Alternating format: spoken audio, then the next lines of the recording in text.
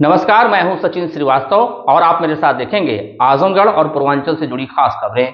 अगर हमारी खबर आपको अच्छी लगे तो हमारे फेसबुक पेज एबीसी चैनल को फॉलो करें और यूट्यूब चैनल को सब्सक्राइब करें। खबर के प्रायोजक हैं Ginni apparel, complete family shop for apparel shopping, civil lines Azamgarh, up to 50% off on brand Levi's, Jack and Jones, Killer, Spykar, Numero Uno, Status Quo, Libas, Sabhyata and UCB, Kashi Gomti jewellers, Bhawarnath, Ayodhya road, Azamgarh. शादी के आभूषण की खरीद पर दुल्हन का श्रृंगार और गृहस्थी का सामान बिल्कुल मुफ्त। गोल्ड, डायमंड और सिल्वर की ज्वेलरी का विशाल संग्रह और life style furniture, Belnadi, Azamgarh.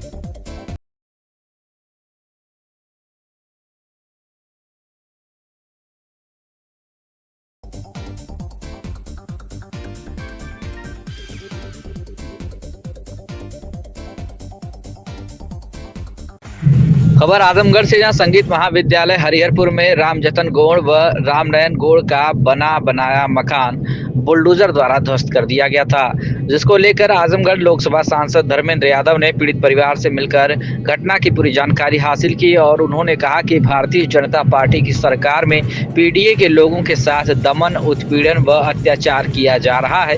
इसको लेकर समाजवादी पार्टी कभी चुप नहीं बैठेगी। धर्मेंद्र यादव ने कहा कि समाजवादी पार्टी हमेशा जुल्म व अत्याचार के खिलाफ लड़ती रहेगी। रामजतन गौड़ व रामनयन गौड़ पीडीए परिवार के होने के कारण उनका मकान बुलडोजर लगाकर मनमाना तरीके से गिरा दिया गया, इसकी मैं कड़ी निंदा करता हूं। पीड़ित परिवार को न्याय दिलाने के लिए समाजवादी पार्टी संघर्षरत रहेगी और उन्होंने कहा कि भाजपा सरकार तानाशाही सरकार हो गई है। दलितों, पिछड़ों, अल्पसंख्यकों, महिलाओं, किसानों, छात्राओं, नौजवानों, बेरोजगारों पर जुल्म व अत्याचार कर रही है। भाजपा सरकार में चारों तरफ घोर भ्रष्टाचार व्याप्त है। भाजपा सरकार में साधु संत महात्माओं पर अत्याचार एवं धार्मिक स्थलों को तोड़ा जा रहा है। शिक्षा, रोजगार, स्वास्थ्य सुविधाओं के नाम पर खुली लूट मची हुई है। वहीं जिला पंचायत अध्यक्ष विजय यादव पर लगे आरोपों पर सांसद धर्मेंद्र यादव ने कहा कि क्योंकि जिला पंचायत अध्यक्ष समाजवादी पार्टी से जुड़े हैं, इस नाते आरोप लगाए जा रहे हैं। इस प्रदेश में समाजवादी होना ही गुनाह है। उन्होंने कहा कि समाजवादी पार्टी इसको लेकर कानूनी लड़ाई लड़ेगी और जनता के बीच में जाएगी। समाजवादी पार्टी के जिला अध्यक्ष हवलदार यादव ने कहा कि भारतीय जनता पार्टी की सरकार में पीडीए के लोगों का दमन, उत्पीड़न कर रही है। इस सरकार में संविधान व लोकतंत्र पर खतरा है। मौके पर पूर्व मंत्री चंद्रदेव राम यादव करेली, जिला पंचायत अध्यक्ष विजय यादव, पूर्व विधायक श्याम बहादुर सिंह यादव, अजीत कुमार राव, पप्पू कुमार यादव, जवाहिर यादव, विवेक सिंह आदि लोग उपस्थित रहे। क्या कुछ कहना है धर्मेंद्र यादव सांसद का, सुनिए। सांसद जी, आप इस परिवार में मिलने आए हैं जिस परिवार हरिहरपुर घराने में घर गिरा दिया गया, किस तरह का आश्वासन दिया जा रहा है और क्या कार्रवाई अब तक हुई है, आपको जानकारी? आदरणीय अध्यक्ष जी, मंत्री जी, हमारे दुर्गा जी, सभी लोग मिले थे परिवार के साथ और ये जो घटना हुई, मैं समझता हूँ ये घटना सिर्फ इसलिए हुई कि गौड़ समाज से हैं, पीडीए परिवार से हैं। जैसा कि इनकी बातें आपने सुनी होगी, ये समाजवादी पार्टी के कोई कार्यकर्ता नहीं थे, ये भारतीय जनता पार्टी में काम कर रहे थे। बावजूद इसके इनको नहीं बख्शा गया। क्यों? क्योंकि ये पीडीए परिवार के, ये भारतीय जनता पार्टी के लोग एकदम पीडीए परिवार के लोगों के शोषण, अत्याचार की पराकाष्ठा पे है पूरे उत्तर प्रदेश के अंदर। और मैं समझता हूँ लोग देख भी रहे हैं, महसूस भी कर रहे हैं और अंदर से अंदर संकल्प भी लिए हैं कि आने वाले समय में 27 में जब मौका आएगा तो ऐसे अन्यायी, अत्याचारी और शोषण करने वाले लोगों को बख्शेगी नहीं प्रदेश की जनता। परिवार के लोग लगातार जिला अधिकारी से मिले, तमाम डेलीगेशन भी मिला, समाजवादी का भी मिला, मगर कोई ऐसा आश्वासन नहीं मिला कि यह गलती स्वीकारी जाए। इसे आप किस तरह से देख रहे हैं? देखिए, मैंने कहा अभी कुछ साथियों से कि ये अधिकारी लोग चापलूसी करते हैं। सरकार के मुखिया की इच्छा क्या है? जो राजा की इच्छा है उसी की चापलूसी में ये शोषण, अत्याचार चल रहा है। और आप जानते हो उत्तर प्रदेश के मुख्यमंत्री बुलडोजर देख के खुश होते हैं, लेकिन ये बुलडोजर, मैं समझता हूं इस सरकार को अकेले बुलडोजर ही खा जाएगा। और मैं तो कहूंगा आपके माध्यम से पूरे उत्तर प्रदेश के लोगों के बीच कि ये भारतीय जनता पार्टी के होने के बावजूद इनके ऊपर बुलडोजर चल रहा है, जबकि इनकी कोई गलती नहीं। जो महाविद्यालय बना है अच्छी बात है, उस महाविद्यालय को बनाने में इस परिवार ने भी अपनी जमीन दी है और ये बची हुई पुश्तैनी जमीन पर अगर अपना घर बना रहे थे तो मैं नहीं समझता कोई गुनाह कर रहे थे। और जिस संस्था या एडीए की आजमगढ़ डेवलपमेंट अथॉरिटी की बात करते हैं, मैं आप सबके माध्यम से पूछना चाहता हूं और आप ही लोग मुझे बता दीजिए, एक भी काम आजमगढ़ डेवलपमेंट अथॉरिटी ने आजमगढ़ के डेवलपमेंट के लिए किया हो? केवल आजमगढ़ के लोगों के घरों को उजाड़ने के लिए यहाँ की डेवलपमेंट अथॉरिटी जरूर चल रही है। 21 तारीख को नोटिस दिया जाता है, 24 को पेशी पे बुलाया जाता है और 23 तारीख को घर गिरा दिया जाता है। बताओ कहाँ ऐसा न्याय है कि बिना सुने, बिना पक्ष जाने दूसरे पक्ष का और बुलडोजर चला दिया है। लेकिन अधिकारियों को पता है कि जितना बुलडोजर चलाएंगे उतना ही उनके मुख्यमंत्री और योगी जी खुश होंगे। तो करिए खुश, जितना करना है और खुश करिए। हम समाजवादी लोग हर पीड़ित के साथ खड़े, हर दुखी व्यक्ति के साथ खड़े, हर अपमानित व्यक्ति के साथ खड़े, हर पीड़ित परिवार के लोगों के साथ खड़े। और सरकार बनेगी तो इनको न्याय भी दिलाएंगे और जब तक हम लोग विपक्ष में, इनके पक्ष में संघर्ष भी करेंगे। क्या ये मामला कोर्ट तक नहीं जाना चाहिए सांसद जी? इस तरह का मामला अब वो परिवार के लोगों से हम बात करेंगे और आज मुझे उनसे मिला हूं, मैं परिवार के लोगों से बात करेंगे, जो भी वो सहयोग चाहेंगे हम समाजवादियों से हम लोग करेंगे। एक मामला इससे इधर सांसद जी, संत जो है अब धरने पर बैठ रहे हैं, आपने देखा होगा, प्रयागराज में सुना होगा, तो वो किस तरह से आप देख रहे हैं इसे? आज इस सरकार में ये हाल है तो एक्चुअली ये बीजेपी की सरकार, चाहे केंद्र की हो चाहे उत्तर प्रदेश की हो, पूरी तरह से तानाशाही के रास्ते पर है। ये संतों को भी अपने अधीन रखना चाहते हैं। कोई संत धार्मिक परंपराओं के अनुसार से, सनातन परंपराओं के हिसाब से सच्चाई को ना कह दे। शंकराचार्य स्वामी अग्निमुक्तेश्वरानंद जी, इस बात के लिए मैं समझता हूँ पूरे देश में उनकी ख्याति है, पूरे देश के लोग उनका सम्मान करते हैं कि वो गलत चीजों का मजबूती से विरोध किया और सच्चाई को हमेशा कहा है। और शायद यही उनका गुनाह है जिसकी वजह से जो कुंभ मेला जिसके बारे में, या माघ मेला जिसके बारे में लगातार केंद्र से लेके देश विदेश तक प्रचार प्रसार करते हैं भारतीय जनता पार्टी के लोग, उसी कुंभ मेले के अंदर संतों पर लाठीचार्ज हो रहा है। भगदड़ जो हुई, जिन अधिकारियों गलती से हुई 1 साल पहले पिछले महाकुंभ में, किसी पे कार्रवाई नहीं हुई, कोई दोषी नहीं ठहराया गया, लाशें छुपा ली गई, मृतकों की संख्या छुपा ली गई। लेकिन स्वामी जी के ऊपर, शंकराचार्य जी के ऊपर कार्रवाई इसलिए हो रही है क्योंकि वो सक्षम और स्वतंत्र तरीके से अपनी बात को समाज के बीच कहते हैं। सांसद जी, एक मामला अगर आपके संज्ञान में होगा, जिला पंचायत अध्यक्ष के खिलाफ राज्यपाल द्वारा नोटिस भेजी गई है और उन्हें कारण बताओ नोटिस जी, एक रोड को 2 बार बनवाने का ऐसा बीजेपी का आरोप है और उनको नोटिस अब आई है, क्या संज्ञान में है मामला? चूंकि समाजवादी पार्टी के हमारे अध्यक्ष हैं तो हम लोग इससे ज्यादा उम्मीद ही क्या कर सकते। इस प्रदेश के अंदर समाजवादी पार्टी का होना ही मात्र गुनाह है, इसलिए हमारे अध्यक्ष जी को नोटिस। लेकिन हम लोग कानूनी तरीके से और जनता के बीच जाके इन सब बातों के लिए हम लोग निपट लेंगे। एक मामला और सांसद जी, आजमगढ़ रोडवेज पे पुरानी ईंटों से निर्माण कराया जा रहा है। जब हमने खबर दिखाई, तमाम समाचारों में आया, इंजीनियर ने ही सिक्योर कर दिया था कि पुरानी ईंटें अब इस उपयोग के लिए बचे रहना। आपने दिखा तो दिया कि आपका भी घर ऐसी न चला जाए। आप हैं साथ हमारे ना हम साथ हैं। ठीक है, हम साथ हैं। खबर आजमगढ़ से, जहां बिहार विधानसभा चुनाव और महाराष्ट्र के नगर निकाय चुनाव में बड़ी कामयाबी हासिल करने के बाद असदुद्दीन ओवैसी की पार्टी AIMIM ने उत्तर प्रदेश के पंचायत चुनाव और विधानसभा चुनाव के पूर्व आजमगढ़ में अपना पार्टी कार्यालय खोल दिया। आजमगढ़ शहर के हर्रा की चुंगी क्षेत्र में खुले AIMIM के पार्टी कार्यालय का सोमवार को उद्घाटन पार्टी के प्रदेश अध्यक्ष शौकत अली ने फीता काटकर किया। इस अवसर पर मीडिया से बातचीत करते हुए प्रदेश अध्यक्ष शौकत अली ने कहा कि बिहार विधानसभा चुनाव में हम 5 सीट जीते और 2 सीटों पर हम बहुत ही कम अंतर से हारे। इसके बाद महाराष्ट्र के निकाय चुनाव में हमारे 125 पार्षद जीते और 82 नगर पालिका और नगर पंचायत अध्यक्ष जीते हैं। कहा कि पिछले 2 सालों से हमारे राष्ट्रीय अध्यक्ष असदुद्दीन ओवैसी के प्रति आवाम का विश्वास बढ़ा है। उसको देखते हुए 2027 के उत्तर प्रदेश के विधानसभा चुनाव में हम अपना विधायक बनाने में जरूर कामयाब होंगे। उत्तर प्रदेश में गठबंधन के सवाल पर शौकत अली ने कहा कि बिहार विधानसभा चुनाव में ही हम इंडिया गठबंधन का हिस्सा बनना चाहते थे, लेकिन हमें नहीं बनाया गया। उत्तर प्रदेश में भी हमारी कोशिश गठबंधन की होगी, लेकिन मुस्लिम लीडरशिप को सेकुलर पार्टियां अछूत समझती हैं, इसलिए हमसे कोई गठबंधन नहीं करता है। हमारा वोट तो चाहिए, लेकिन हमारी लीडरशिप नहीं होनी चाहिए। हमें तेज पत्ते की तरह इस्तेमाल किया जाता है।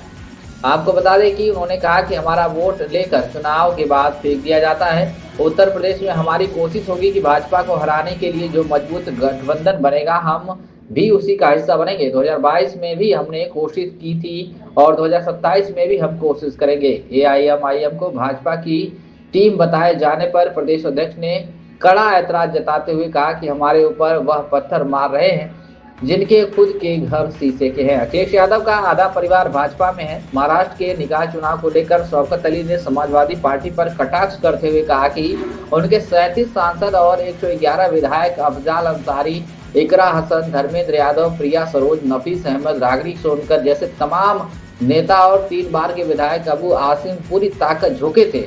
अबू आसिम ने एआईएमआईएम के महाराष्ट्र प्रांत के अध्यक्ष को कहा था कि पटक दूंगा, बत्तीसी निकल जाएगी, लेकिन चुनाव में जनता ने ऐसा पटका कि आसिम साहब की बत्तीसी भी बाहर आ गई और जवान भी बाहर आ गई। उन्होंने कहा कि अबू आसिम वही नेता हैं जो अपने गृह जनपद में अंडा और टमाटर से मार खा चुके हैं, अपने गांव की कभी प्रधानी नहीं जीत पाए। लोकतंत्र में जनता जनार्दन ही बादशाह होती है। उन्होंने कहा कि पंचायत चुनाव एआईएमआईएम बहुत मजबूती के साथ लड़ेगी। कहा कि आज दलित वंचित समाज है बहुत तेजी से ओवैसी साहब के साथ आ रहा है। 2027 के विधानसभा चुनाव में हमारी कोशिश एक बार फिर सपा या बसपा से गठबंधन की होगी। अगर गठबंधन नहीं हो सका तो हम अकेले चुनाव लड़ेंगे। उन्होंने कहा कि उत्तर प्रदेश के सभी 75 जिलों में हमारा संगठन है। लगभग 75% संगठन बूथ स्तर पर बन चुका है और 25% जो कमियां रह गई हैं उसे हम 2027 के पूर्व पूरा कर लेंगे। इस अवसर पर जिला अध्यक्ष नदीम आरिफ, जिला संगठन मंत्री शुफियान खान, सदर विधानसभा अध्यक्ष अजमल खान, अब्दुल्ला आशिक, आफ्ताब आलम, मुदस्सर खान, हमजा खान, जावेद शेख, सत्येंद्र गौतम, आसिफ शेख, मुजस्सम खान, सद्दाम शेख आदि मौजूद रहे। क्या कुछ कह रहा है शौकत अली, प्रदेश अध्यक्ष एआईएमआईएम पार्टी का? सुने। कार्यालय का शुभारंभ हुआ है, क्या कहेंगे? आगाज आज हो गया है। देखिए, उत्तर प्रदेश में हमारा जो है हर जोन में एक अपना कार्यालय है और आजमगढ़ शहर में हमारा अपना कार्यालय नहीं था। जिला अध्यक्ष और विधानसभा अध्यक्ष पार्टी के प्रयासों से, पार्टी कार्यकर्ताओं के प्रयासों से आज एक कार्यालय खुला, छोटा ही सही। हर चीजें छोटी से ही बड़ी होती हैं। आज नहीं तो कल एक भव्य कार्यालय का भी उद्घाटन देखने को मिलेगा, जिसमें आप तमाम लोगों को हम लोग जो है आमंत्रित भी करेंगे। उसमें आएंगे आप लोग बहुत जल्द। विधानसभा चुनाव में 5 सीटें, इसके बाद महाराष्ट्र के नगर निगम चुनाव में एकदम तहलका मचा दिया है। क्या तैयारी है उत्तर प्रदेश की आपकी? देखिए, हम बिहार का इलेक्शन जीते 5 सीट और 2 सीटों पर हम बहुत ही कम अंतर से चुनाव हारे, जिसमें एक 350 वोटों से हम चुनाव हार गए बिहार की सीमांचल की बलरामपुर विधानसभा से, और एक सीट हम 5000 वोटों से हार गए। तो अभी हम महाराष्ट्र का भी रिजल्ट, जैसा कि आपने कहा कि 125 सीट यानी 125 पार्षद हमारे जीत करके आए और 82 के आसपास नगर पालिका और नगर पंचायत में हमारे सभासद और चेयरमैन जीत करके आए हैं। उत्तर प्रदेश में भी हमारे लगभग 75 पार्षद और सभासद और 5 चेयरमैन हैं। संभल जैसे शहर का चेयरमैन एमआईएम का है। तो हमने तो आगाज कर दिया है और इधर लगभग 2 सालों से बहुत तेजी के साथ हमारे राष्ट्रीय अध्यक्ष जनाब बैरिस्टर असदुद्दीन ओवैसी साहब की आवाम के दरमियान में जो मोहब्बत बढ़ी है, उसको देखते हुए हमें ऐसा लग रहा है कि 2027 के चुनाव में उत्तर प्रदेश में इंशाअल्लाह हमारी पार्टी अपने विधायक जिता करके विधानसभा के अंदर भेजेगी। अभी तक क्या है, अकेले तैयारी है कि किसी गठबंधन के साथ? देखिए, हमने तो हमेशा यही सोचा है कि फासिस्ट ताकतों को रोका जाए और उसके लिए हमने इंडिया गठबंधन से भी बात की थी बिहार में और हम यहाँ भी चाहेंगे। लेकिन इन्होंने, चूंकि मुस्लिम लीडरशिप को हिंदुस्तान की राजनीति में नामनहार सेकुलर पार्टी अछूत समझती है, इसलिए हमसे कोई गठबंधन नहीं करता है। हमारा वोट तो लोगों को चाहिए, लेकिन लीडरशिप हमारी नहीं होनी चाहिए। हमको तेज पत्ते की तरह ये इस्तेमाल करते हैं और उठा करके फेंक देते हमारा वोट लेकर के। तो बिहार की आवाम ने उसका जवाब दे दिया। हम उत्तर प्रदेश में भी यही चाहेंगे कि उत्तर प्रदेश में एक जो मजबूत गठबंधन बनता है बीजेपी को हराने के लिए, तो हम भी उस गठबंधन का हिस्सा बने ताकि वोटों का बंटवारा होने से बचा जाए और हम बीजेपी को रोक लेंगे। 2022 में भी हमने कोशिश की थी समाजवादी पार्टी और बहुजन समाज पार्टी से, उनके नेताओं से मेरी बैठक भी हुई, बात भी हुई। बसपा के उस वक्त के राज्यसभा के एमपी रहे अशोक सिद्धार्थ साहब, राष्ट्रीय महासचिव, मेरी उनसे 2 बार मीटिंग हुई और बहन जी के कहने पर हुई थी, लेकिन नहीं हो सका वो गठबंधन किसी वजह से। हो सकता है जो मैंने कहा है वही बात सच हो कि ये लोग हमें सियासत में अछूत समझते हैं।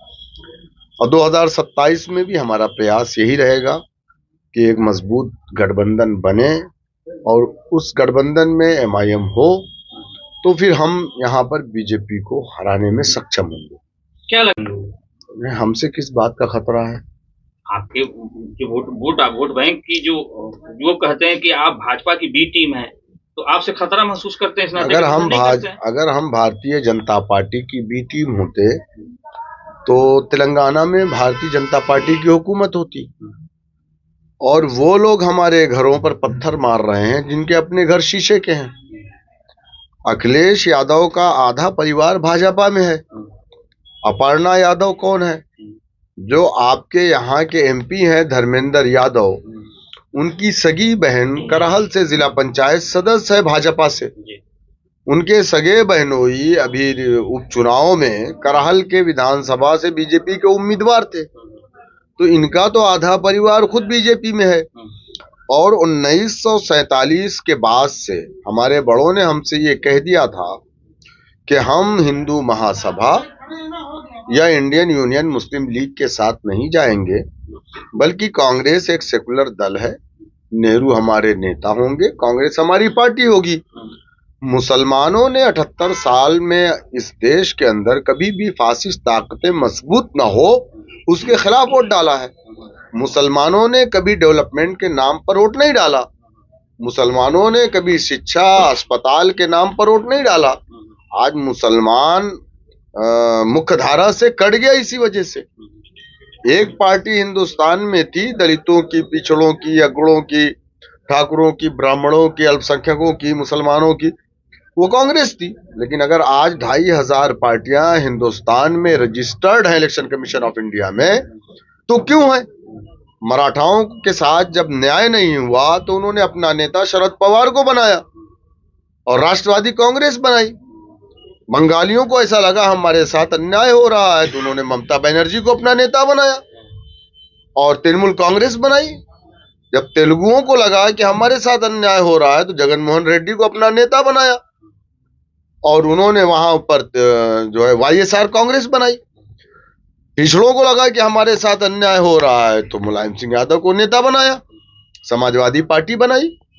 तो लोकतंत्र में जो समाज अपना डंडा, अपना झंडा, अपना नेता बनाता है, उसी समाज को इंसाफ मिलता है। उसकी सबसे बड़ी मिसाल उत्तर प्रदेश में मान्यवर काशीराम और बहन मायावती जी हैं। अगर उन्होंने अपना डंडा, अपना झंडा, नेता ना बनाया होता तो शायद उनके समाज को आज इंसाफ ना मिला होता। जबकि उनका 131 एमपी दलित होता है जो हिंदुस्तान की पार्लियामेंट में सीटें रिजर्व है, बावजूद उसके उनको पार्टी बनानी पड़ी।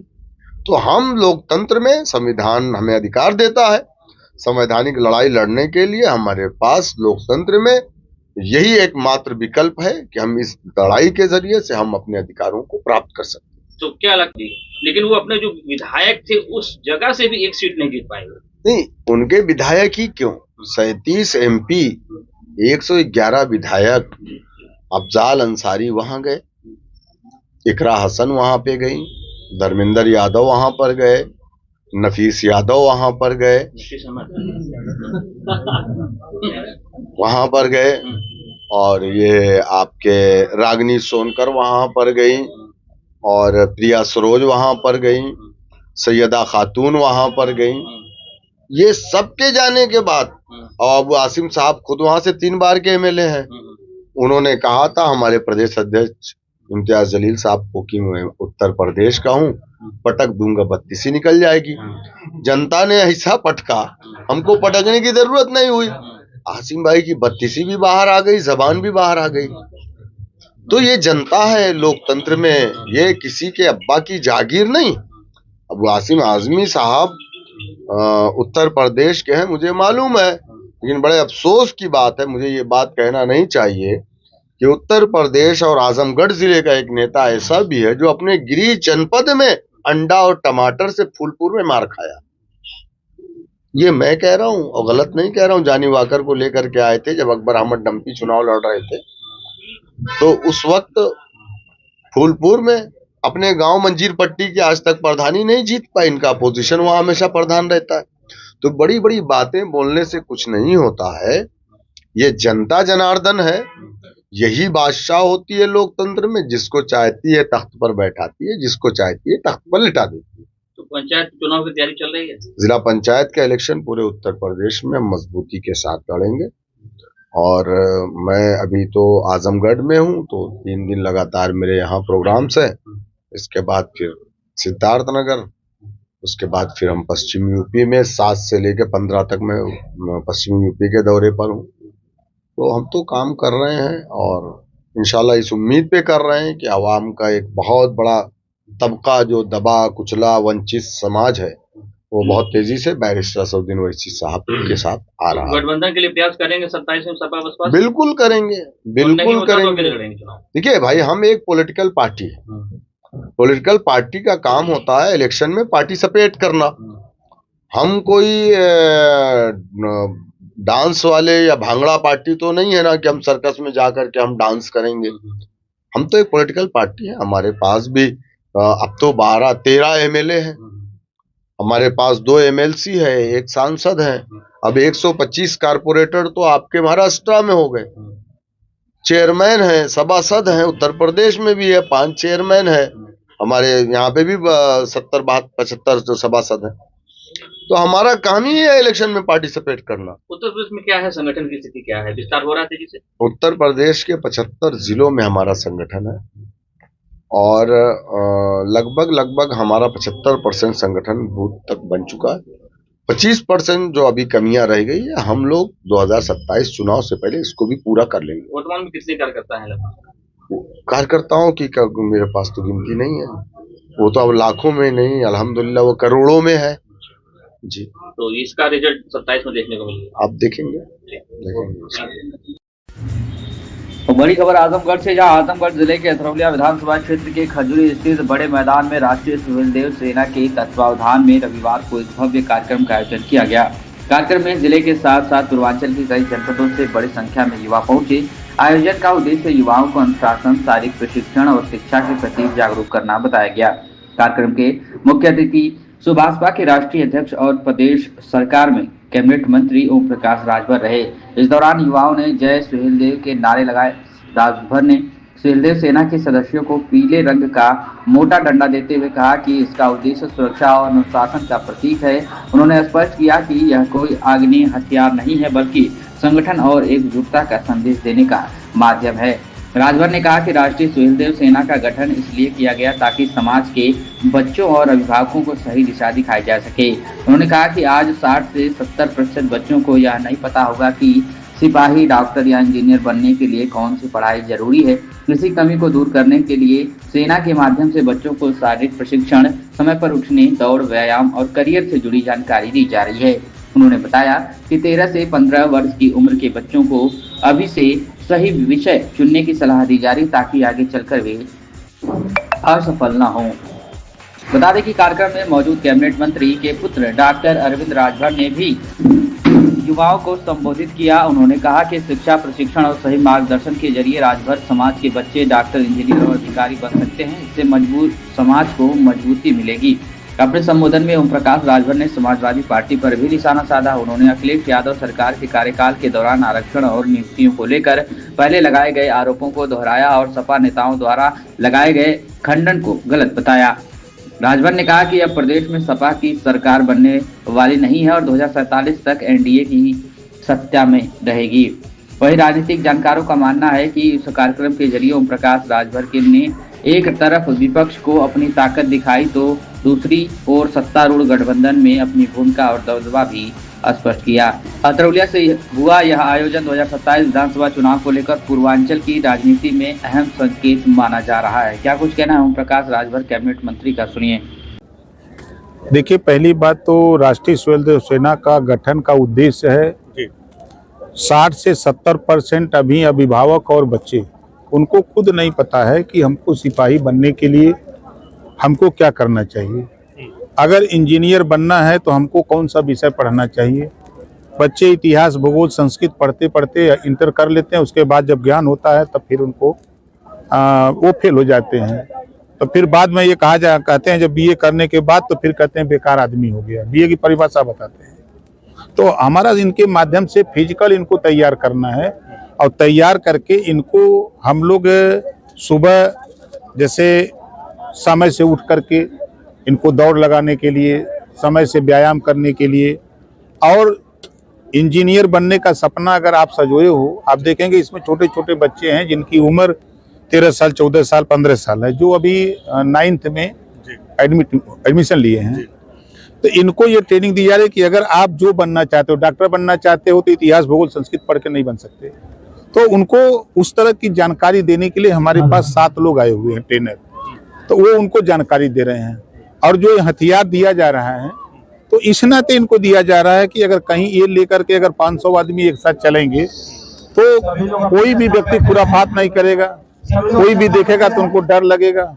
इस पे कोई लाइसेंस नहीं है। सर, उत्तर प्रदेश से पूरा हल्ला था कि मंत्री जी बिना लाइसेंस का हथियार बांटेंगे। भाई बांट तो दिया आपके सामने, तो इसका इस्तेमाल कहाँ होगा सर? नहीं, इस्तेमाल ये खुद अपनी सुरक्षा के लिए करेंगे।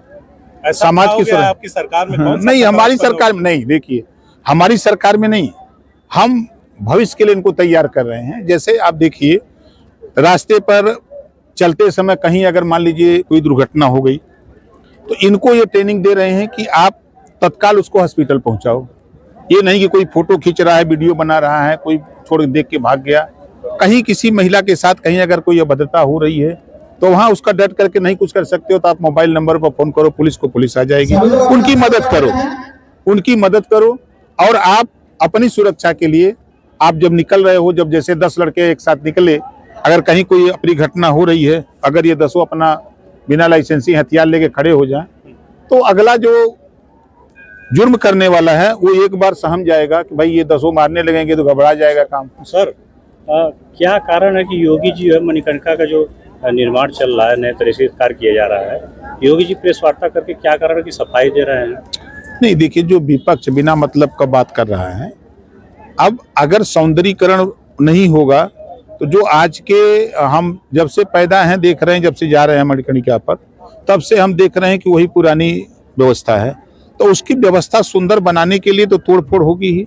जैसे बनारस में जब तक मोदी जी नहीं थे, जब तक सांसद नहीं थे, प्रधानमंत्री नहीं थे, तो बनारस का दृश्य आज के 10 साल पहले का देख लीजिए। अब उसमें तोड़फोड़ हुआ, सड़कें बनी, मंदिर का जाकर के देखिए जीर्णोद्धार हुआ, भव्य रास्ते बन गए। तो अब जो विकास का काम हो रहा तो बगैर तोड़फोड़ के तो नहीं हो सकता। अखिलेश यादव जी आरोप लगा रहे हैं कि अहिल्याबाई होलकर द्वारा जो वाराणसी में कार्य किया जाता है उस इतिहास को मिटाया जा रहा है, क्या कहेंगे? वो झूठ बोल रहे हैं, ये सब झूठ बोलने का काम कर रहे हैं। आरोप तो ये भी लग रहा है कि भाजपा लगातार सबसे ज्यादा जो है मुगलों से ज्यादा मंदिर तोड़ी है भाजपा। नहीं, देखिए, उसका सौंदर्यीकरण होगा, भव्य मूर्ति अहिल्याबाई होलकर की मूर्ति भी लगेगी, उनकी जीवनी और कृतित्व और व्यक्तित्व की वहाँ चर्चा भी होगी। अभी तक तो 5 साल मुख्यमंत्री थे अखिलेश यादव जी, कभी ये नहीं जिक्र किया होगा आप लोगों के सामने कि मणिकर्णिका घाट अहिल्याबाई होलकर ने बनाया है, कभी जिक्र किया था? आप कह रहे हैं कि 2047 तक समाजवादी पार्टी का कोई चांस नहीं उत्तर प्रदेश में, ये बल आपको कहाँ से मिलता है? कौन सी ऐसी चीज? सामने आप देखिए, ये राष्ट्रीय स्वयंसेवक सेना है। अब इन्हीं के माध्यम से हम बच्चों को ट्रेनिंग दे रहे हैं गाँव में। अब इनको शिक्षा के प्रति जागरूक कर रहे हैं। इनको धीरे धीरे जब इस शिक्षा की जानकारी होगी, शिक्षा हासिल करेंगे तो निश्चित है कि राजनीति के क्षेत्र में भी इनको ज्ञान होगा।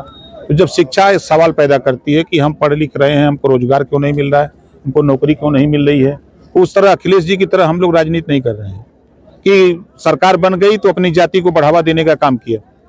4 बार सरकार रही, खुद अखिलेश जी 5 साल मुख्यमंत्री थे। तो उन्होंने 86 में 56 एसडीएम खाली अपनी बिरादरी को बनाया, और जातियां कहाँ जाएंगी? जब 27% रिजर्वेशन भी मिला, सुप्रीम कोर्ट हाई कोर्ट ने 3 सितंबर 2013 को कहा कि 27% आरक्षण का लाभ 12 जातियां उठा रही हैं, इसको बांट करके सबको दिया जाए।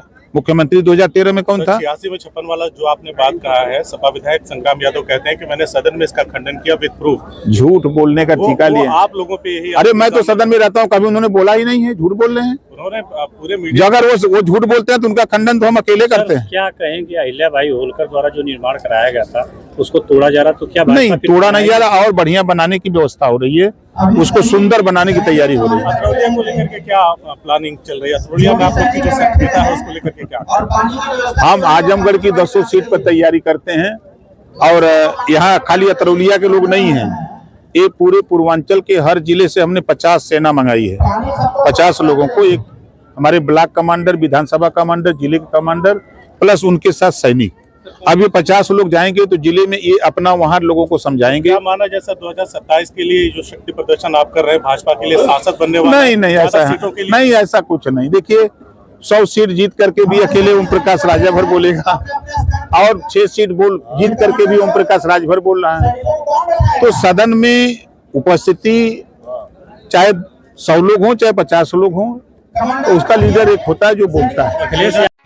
आजमगढ़ जिले के अतरौलिया विधानसभा क्षेत्र के खजूरी स्थित बड़े मैदान में रविवार को राष्ट्रीय सुहेलदेव सेना के तत्वावधान में भव्य कार्यक्रम का आयोजन कर पार्टी के राष्ट्रीय अध्यक्ष ओम प्रकाश राजभर ने आजमगढ़ सहित पूर्वांचल के कई जनपदों से बड़ी संख्या में पहुंचे युवाओं को पीले रंग का मोटा डंडा का वितरण किया था।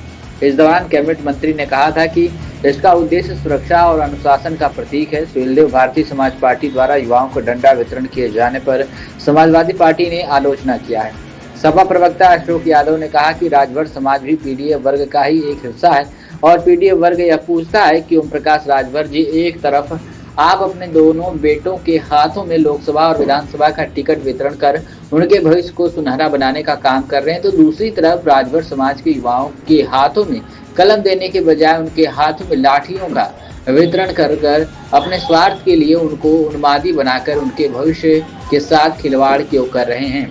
यही काम तो विगत 100 वर्षों में आरएसएस करता आ रहा है, लोगों को उन्मादी बनाकर पीडीएफ वर्ग का उत्पीड़न। आप आरएसएस के तर्ज पर महाराजा सुहेलदेव जी के नाम का गलत इस्तेमाल, आरएसएस का छोटा रिचार्ज अपना आरएसएस राष्ट्रीय सुहेलदेव सेना बनाकर युवाओं को गुमराह कर रहे हैं और उनके भविष्य के साथ खिलवाड़ कर रहे हैं। जिस योगी सरकार में आप मंत्री हैं, उसी सरकार के द्वारा जब पीडीएफ वर्ग के आरक्षण को, उनकी नौकरी को लूटा जाता है, उनका उत्पीड़न किया जाता है, तब तो आपके मुंह में दही जम जाती है और सत्ता की मलाई चाटने में व्यस्त रहते हैं। आज उनको लाठियां बांट रहे हैं। हमारे राष्ट्रीय अध्यक्ष अखिलेश यादव जी लगातार पीडीएफ वर्ग को, शोषित वर्ग को न्याय दिलाने के लिए संघर्ष करते आए हैं और करते रहेंगे। क्या कुछ कहना है अशोक यादव सपा प्रवक्ता का, सुनिए। आजमगढ़ में कल किसी कार्यक्रम के दौरान ओम प्रकाश राजभर जी ने राजभर समाज के युवाओं के हाथों में लाठियों का वितरण किया। राजभर समाज भी पीडीएफ वर्ग का एक हिस्सा है, और पीडीएफ वर्ग पूछ रहा है कि ओम प्रकाश राजभर जी, आप तो एक तरफ अपने दोनों बच्चों के हाथों में लोकसभा और विधानसभा का टिकट बांटते हैं ताकि उनका भविष्य सुनहरा हो सके, और दूसरी तरफ राजभर समाज के बच्चों के हाथों में कलम देने की बजाय आप लाठियां पकड़ा रहे हैं ताकि वो आपकी पार्टी के लिए, आपकी पार्टी को सत्ता में पहुंचाने के लिए अपने भविष्य के साथ खिलवाड़ करें और आप लोग मलाई काटते रहें। ये जब उनके नौकरियों की बात होती है, उनके आरक्षण लूट की बात होती है, उनके उत्पीड़न की बात होती है, तब समाजवादी पार्टी लगातार लड़ती है, और आप उसी वर्ग का वोट लेकर के उन्हीं युवाओं के भविष्य के साथ क्यों खिलवाड़ कर रहे हैं। जिस तरह से आरएसएस अपने 100 सालों के इतिहास में भी इसी तरह का काम करती रही कि पीडीएफ वर्ग का लगातार उत्पीड़न करती रही, वही काम आप महाराजा सुहेलदेव जी के नाम का गलत इस्तेमाल करके एक आरएसएस का छोटा रिचार्ज आपने नाम रख दिया आरएसएस राष्ट्रीय सुहेलदेव सेना। तो ये छोटा रिचार्ज ठीक नहीं है। ये रिचार्ज आप अपने पास रखिए, लेकिन हमारे राजभर समाज के युवाओं के हाथों में लाठियां बांट करके आप उनके भविष्य के साथ खिलवाड़ मत करिए। तो ये खबर आजमगढ़ से, जहां वरिष्ठ पुलिस अधीक्षक आजमगढ़ डॉक्टर रेंज अनिल कुमार के निर्देशन में चलाए जा रहे विवेचना निस्तारण अभियान के अंतर्गत आजमगढ़ पुलिस को उल्लेखनीय सफलता प्राप्त हुई है। इसी क्रम में थाना AHT जनपद आजमगढ़ की टीम द्वारा 2 वर्ष से अधिक समय से गुमशुदा अपहरिता 17 वर्षीय किशोरी को जनपद ब्यावर राजस्थान से सकुशल बरामद कर उसके परिजनों से मिलाया गया है। यह कार्रवाई अपर पुलिस अधीक्षक यातायात विवेक त्रिपाठी के निर्देशन में दिनांक 18 जनवरी 2026 को की गई। थाना तरवा जनपद आजमगढ़ में वर्ष 2023 में पंजीकृत मुकदमा से संबंधित जिसकी विवेचना दिनांक 22 मार्च 2025 को थाना AHT को हस्तांतरित की गई थी। थाना AHT की टीम द्वारा तकनीकी साक्ष्यों एवं मोबाइल लोकेशन के आधार पर कार्रवाई करते हुए पीड़िता को थाना रामयपुर जनपद ब्यावर राजस्थान क्षेत्र से बरामद किया गया है। बरामदगी के दौरान पीड़िता के साथ पाए गए अभियुक्त को गिरफ्तार कर उसके विरुद्ध सुसंगत धाराओं में विधिक कार्रवाई करते हुए जिला कारागार आजमगढ़ भेजा गया। क्या कुछ कहना है पूरे प्रकरण को लेकर, चिराग जैन एसपी ग्रामीण का सुनिए।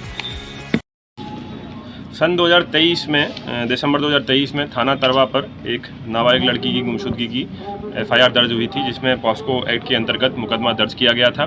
थाना तरवा द्वारा लगातार इसकी बरामदगी के प्रयास किए जा रहे थे, लेकिन सफलता नहीं हाथ लगी।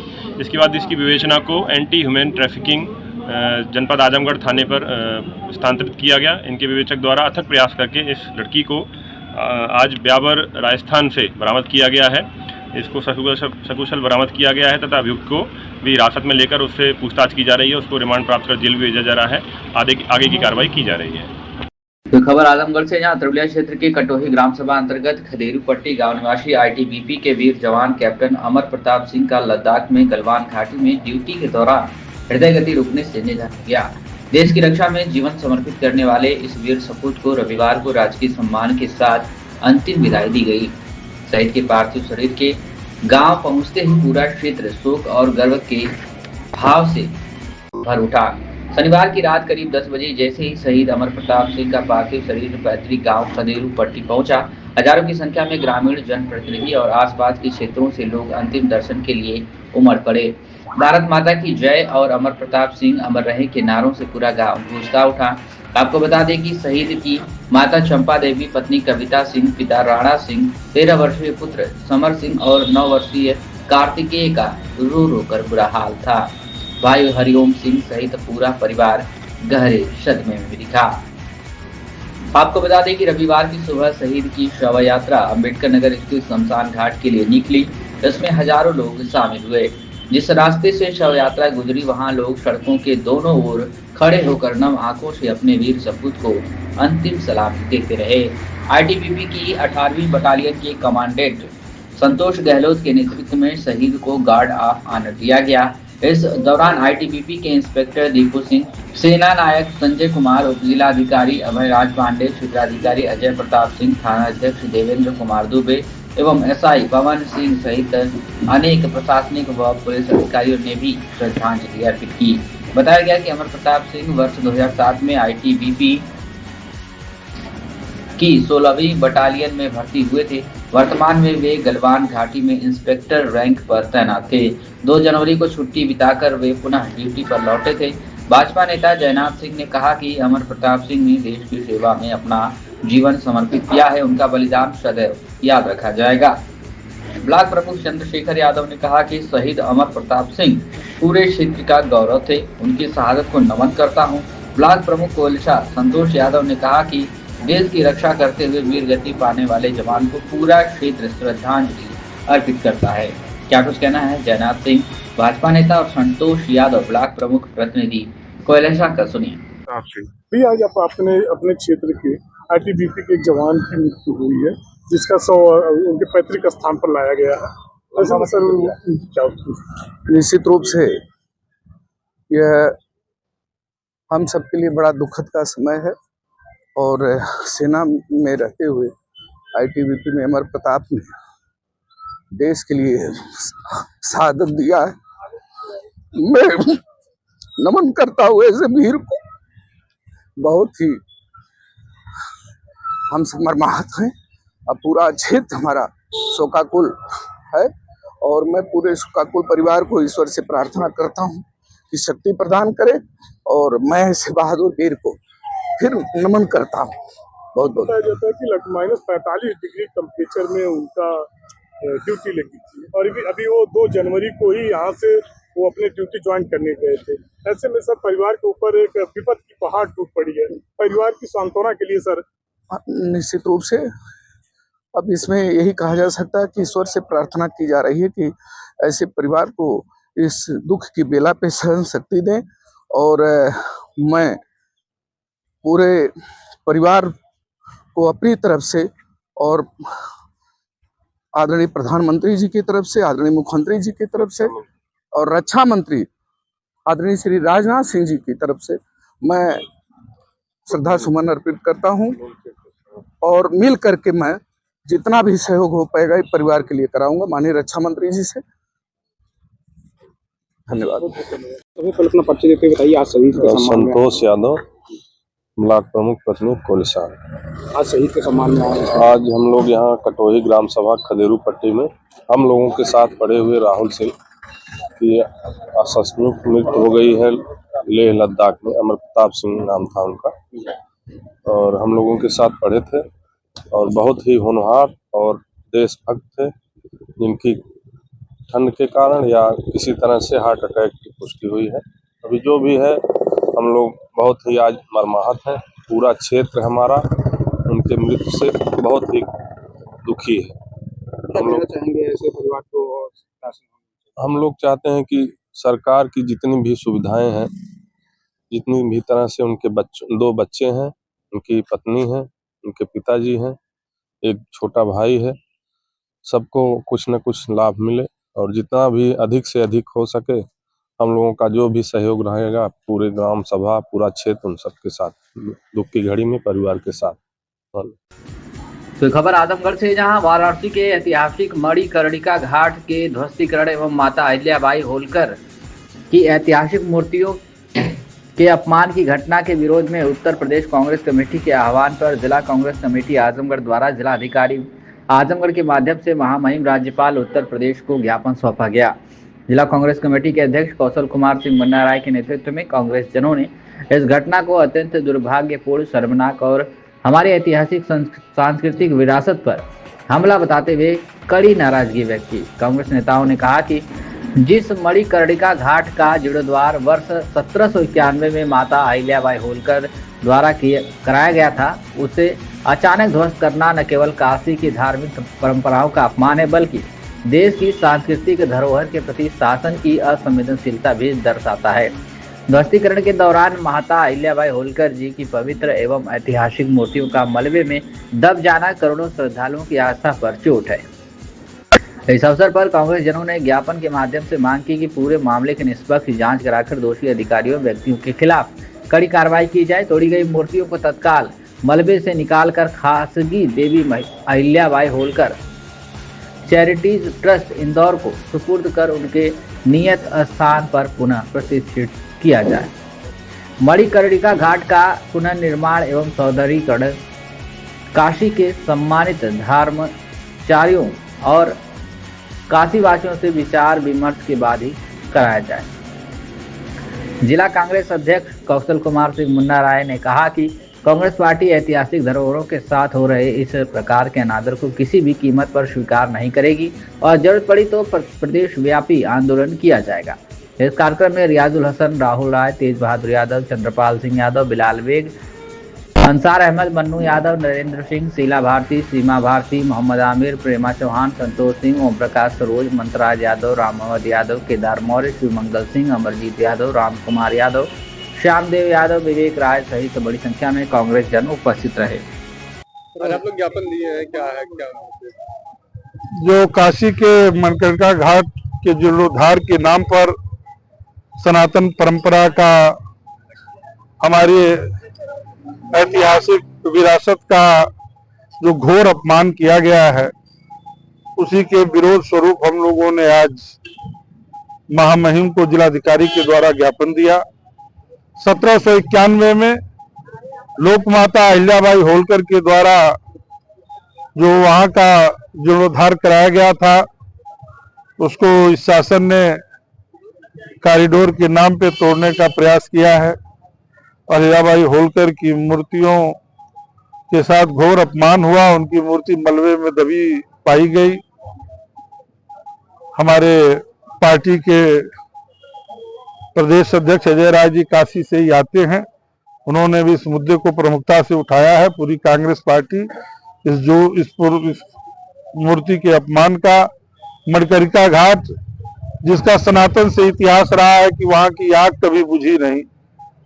अमेरिका, कनाडा, ऑस्ट्रेलिया से मरने के बाद लोग अपनी विल लिखते हैं कि हमारी अंत्येष्टि, हमारा जो शव का अंतिम संस्कार है वो मणिकर्णिका घाट पे होना चाहिए। वहां से चार्टर प्लेन से, फ्लाइट से अर्थियां आती हैं और यहाँ पे होता रहा है। कल्लू राजा का वह परिवार आज तक यह है कि एक छोटी सी आग की चिंगारी, और वहां पर जो है कि हजार साल से कभी वह चिंगारी बुझी नहीं, उसको नष्ट करने का काम किया है इस भाजपा सरकार ने, इस योगी जी की सरकार ने, मोदी जी की सरकार ने। प्रधानमंत्री सनातन की बात करते हैं, उनका वह गृह निर्वाचन क्षेत्र है और वहां की अस्मिता पर एक बार विश्वनाथ मंदिर बनाने कॉरिडोर के नाम पे हजार मंदिर तोड़ दिए गए।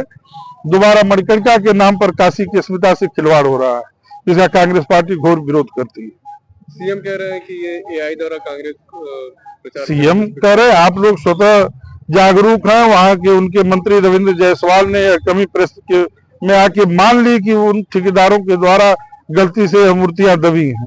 कांग्रेस पार्टी यह मांग करती है कि अगर वह गलत बोल रहे हैं तो उनके खिलाफ कार्रवाई हो, नहीं तो उस ठेकेदार के खिलाफ कार्रवाई हो। उसके पीछे लोक माता अहिल्या बाई होलकर की जिसने उस मूर्ति का अपमान करा, उन सभी लोगों के खिलाफ उच्च स्तरीय जांच करा कि वही तो हमारी मांग है, तो जांच करा के कड़ी से कड़ी कार्रवाई करें।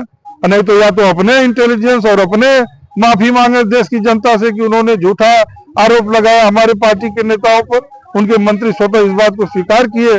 कल प्रेस कॉन्फ्रेंस में उन्होंने बताया कि नहीं, ठेकेदार की गलती से यह कृत्य हुआ है। तो खबर आजमगढ़ से, जहां आजमगढ़ में ब्लैकआउट मॉक ड्रिल की तैयारी, नागरिक सुरक्षा स्वयंसेवकों को दिया गया विशेष प्रशिक्षण। बता दें तो खबर आजमगढ़ से, जहां प्रमुख सचिव उत्तर प्रदेश शासन नागरिक सुरक्षा अनुभाग उत्तर प्रदेश शासन लखनऊ के पत्र के अनुक्रम में उत्तर प्रदेश दिवस 2026 के अवसर पर नेताजी सुभाष चंद्र बोस के जन्म दिवस पर नागरिक सुरक्षा जनपद आजमगढ़ में ब्लैक आउट मॉक ड्रिल का आयोजन पुलिस लाइन आजमगढ़ में दिनांक 23 जनवरी 2026 को शाम 6 बजे कराए जाने की दृष्टिगत जनपद आजमगढ़ में दिनांक 19 जनवरी को अपर जिलाधिकारी वित्त एवं राजस्व आजमगढ़ की अध्यक्षता में डॉक्टर चंदन कुमार आपदा विशेषज्ञ कलेक्ट्रेट आजमगढ़ के कुशल नेतृत्व में अग्निशमन विभाग के फायरमैन एवं आपदा मित्रों के साथ जनपद आजमगढ़ में चयनित नागरिक सुरक्षा के स्वयं सेवक यथा chief warden, deputy chief warden, divisional warden, deputy divisional warden, घटना नियंत्रण अधिकारी एवं पोस्ट वार्डन इत्यादि को विस्तृत रूप से प्रशिक्षित किया गया। इसमें हवाई हमले के दौरान आग से बचाव हेतु विभिन्न उपायों, प्राथमिक उपचार एवं आपातकाल के दौरान स्थानीय संसाधनों का उपयोग किस प्रकार से किया जाए को बताया गया।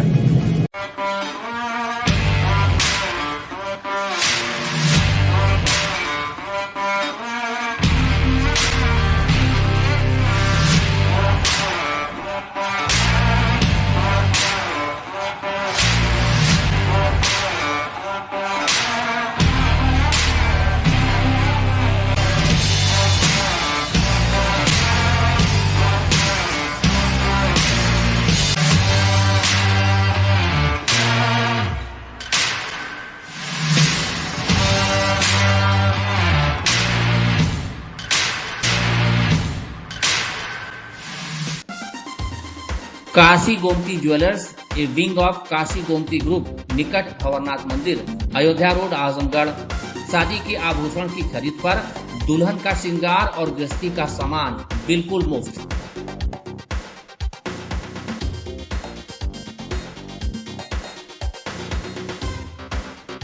गोल्ड, डायमंड और सिल्वर की ज्वेलरी का विशाल संग्रह, शुद्धता की 100% गारंटी।